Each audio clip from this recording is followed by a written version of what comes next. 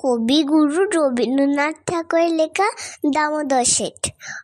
অল্পেতে খুশি হবে দামোদর শেঠ কি, মুরগির মজাই চাই ভাজা পেটকি।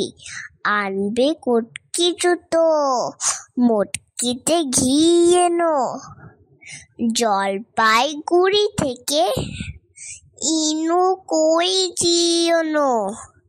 চাঁদনিতে পাওয়া যাবে বোয়ালের পেটকি, চিনে বাজার থেকে এনো তো গরম চা। কাকড়ার ডিম চাই, চাইছে গরম চা। না হয় খরচা হবে, মাথা হবে হেটকি। মনে রেখো বড় মাপে করা চাই আয়োজন, কলে বর খাটো নয় 3 মণ প্রয়োজন। খোঁজ নিয়ে জোড়ে হাতে জিলিপির রেটকি।